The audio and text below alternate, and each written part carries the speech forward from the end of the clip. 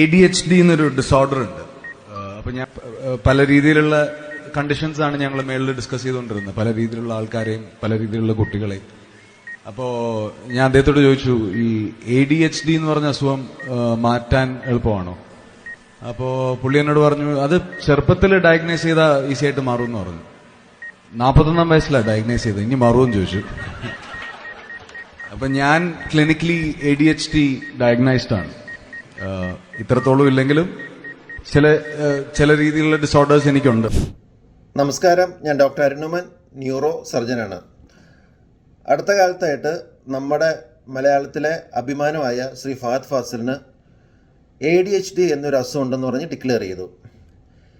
ഞാൻ ഒരു ടോക്ക് ഞാൻ കണ്ടില്ല, പക്ഷേ അതിനുശേഷം ഒരുപാട് പേര് എന്നെ വിളിച്ച് ചോദിച്ചു, എന്താണ് ഈ ADHD, അതൊരു മാരക അസുഖമാണോ എന്നുള്ളത്. ADHD എന്ന് വെച്ച് കഴിഞ്ഞാൽ attention deficit hyper activity disorder. ഇതിൻ്റെ പേര് തന്നെയാണ് ഇതിൻ്റെ ഏറ്റവും വലിയ മിസ്നോമർ. അത് ഡിസോർഡർ എന്ന് പറഞ്ഞാണ് എഴുതിയേക്കുന്നത്. ആക്ച്വലി നമ്മൾ മനസ്സിലാക്കണമെന്ന് വെച്ചാൽ ഇതൊരു അസുഖമായിട്ട് നമ്മൾ കാണണ്ട, ഇതൊരു പേഴ്സണാലിറ്റി ട്രൈറ്റ് ആയിട്ട് നമ്മൾ കണ്ടാൽ മതി. അതായത് നമ്മുടെ സ്വഭാവത്തിൽ വരുന്ന ഒരു മാറ്റം, ഒരു പേഴ്സണാലിറ്റി പ്രോബ്ലം, അതായത് നമ്മുടെ സ്വഭാവത്തിൽ വരുന്ന ഒരു പ്രോബ്ലം. അപ്പോൾ നമ്മൾ പല മാതാപിതാക്കളും പറയാറുണ്ട്, ഈ എൻ്റെ കുട്ടിക്ക് ADHD ആണോ എന്നുള്ളത്. അതായത് എന്താണ് ഈ ADHDയുടെ രോഗലക്ഷണങ്ങൾ, അല്ലെങ്കിൽ ഇതിൻ്റെ രീതി എങ്ങനെയാണെന്നുള്ളത്. നമുക്ക് രോഗം എന്ന് പറയാൻ പറ്റത്തില്ല, ഇതിൻ്റെ രീതി എങ്ങനെയാണ്. അപ്പം ബേസിക്കലി ഇത്തരം കുട്ടികൾക്കൊക്കെ ആണെങ്കിൽ അവർക്ക് അറ്റൻഷൻ വളരെ കുറവായിരിക്കും. അതായത് ഒരു കാര്യത്തിൽ ശ്രദ്ധിച്ചിരിക്കാനുള്ള അറ്റൻഷൻ സ്പാൻ ഭയങ്കര കുറവായിരിക്കും. അശ്രദ്ധ മൂലം പല മിസ്റ്റേക്സ് ഉണ്ടാകുന്നു. പരീക്ഷയിലൊക്കെ ആണെങ്കിൽ അശ്രദ്ധ മൂലം അവർക്ക് മിസ്റ്റേക്സ് ഉണ്ടാക്കുന്നു. പല കാര്യങ്ങളും മെമ്മറൈസ് ചെയ്യാൻ അറ്റൻഷൻ കുറവായതുകൊണ്ട് മെമ്മറൈസ് ചെയ്യാൻ പറ്റുന്നില്ല, പല കാര്യങ്ങളും മറന്നു പോകുന്നു.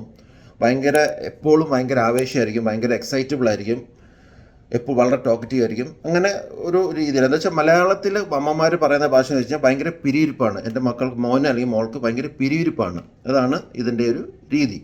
പക്ഷെ എത്ര കുട്ടികൾക്കെന്ന് പറഞ്ഞാൽ ആക്ച്വലി നമ്മൾ ടെസ്റ്റുകളൊക്കെ ചെയ്ത് സ്കാൻ എടുത്ത് നോക്കിയാലും ബ്ലഡ് ടെസ്റ്റ് നോക്കിയാലും എല്ലാം വളരെ നോർമലായിരിക്കും. അപ്പോൾ ഈ കുട്ടികൾ ആക്ച്വലി നോർമൽ കുട്ടികളാണ്, പക്ഷേ അവരുടെ പേഴ്സണാലിറ്റി വരുന്ന ഒരു ചേഞ്ചാണ്.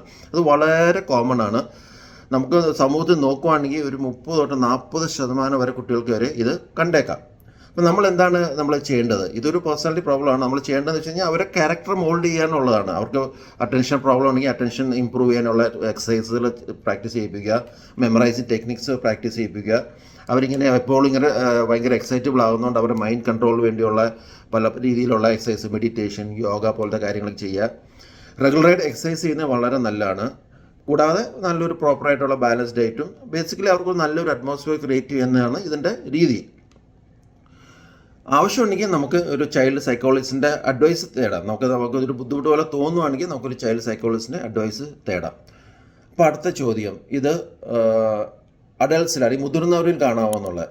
അതെ, മുതിർന്നവരിലും പ്രായമായവരിലൊക്കെ മാനിഫെസ്റ്റ് ചെയ്യാം. പക്ഷേ ഇതിനകത്ത് അവർക്ക് ചെറുപ്പം മുതലേ ആ ട്രെയിറ്റ് ഉണ്ട്. പക്ഷേ നമ്മൾ പ്രായം കൂടുന്നവരും നമ്മുടെ ഉത്തരവാദിത്തങ്ങളും നമ്മുടെ സ്ട്രെസ്സ് കൂടുമ്പോഴാണ് ഇത് കൂടുതലും അസുഖമായിട്ട് അല്ലെങ്കിൽ ഒരു പ്രോബ്ലമായിട്ട് നമ്മൾ മാനിഫെസ്റ്റ് ചെയ്യുന്നത്. പക്ഷേ അതും ഇതുപോലെ തന്നെയാണ്. അവർ ബിഹേവിയർ മോഡിഫിക്കേഷൻ അല്ലെങ്കിൽ ബിഹേവിയറൽ തെറാപ്പി പോലെ പല രീതിയിലുള്ള തെറാപ്പീസ് കൊടുക്കുക എന്നുള്ളത്. അവർക്ക് എന്തൊക്കെയാണ് പ്രോബ്ലം എന്നുള്ളതെന്ന് വെച്ച് കഴിഞ്ഞാൽ അതനുസരിച്ചുള്ള തെറാപ്പി കൊടുക്കുക എന്ന് മാത്രമുള്ള അതിൻ്റെ ഒരു രീതി. പക്ഷേ ഒരു കാര്യം ശ്രദ്ധിക്കുന്നത് വെച്ച് കഴിഞ്ഞാൽ ഈ അഡൾട്ടിലുള്ള ADHDയിൽ ആണ് കൂടുതൽ ഡ്രഗ്സിലേക്കും കൂടുതൽ എക്സസ് ആൽക്കഹോളിസിലേക്കൊക്കെ പോകുന്നത്. അപ്പോൾ ആ ഒരു കാര്യം നമ്മൾ ശ്രദ്ധിക്കണം. അപ്പോൾ നമ്മൾ ചില കേസുകൾ ADHD ഒരു മോഡറേറ്റ് ടു സിവിയർ, കാരണം ഇതൊരു സ്പെക്ട്രമാണ്, പലർക്കും പല രീതിയിലാണ് പ്രസൻറ്റ് ചെയ്യുന്നത്. ഇതൊരു സ്പെക്ട്രമാണ്. അപ്പം ചില കേസിലൊക്കെ മോഡറേറ്റ് ടു സിവിയർ കേസ്, വളരെ ഗുരുതരമായിട്ടുള്ള രീതിയിലുള്ള ADHD ഒക്കെ വരുവാണെങ്കിൽ, വളരെ ചുരുക്കം പേരിലാണെങ്കിൽ മാത്രമാണ് ഹയർ ലെവൽ ഓഫ് തെറാപ്പി നമ്മൾ ചെയ്യുന്നത്. അപ്പോൾ ഒരു എക്സ്പെർട്ട് ഗൈഡൻസിൽ നമ്മൾ കോഗ്നിറ്റീവ് ബിഹേവിയർ തെറാപ്പി പിന്നെ ചില മരുന്നുകളൊക്കെ നമുക്ക് വേണമെങ്കിൽ കൊടുക്കാം.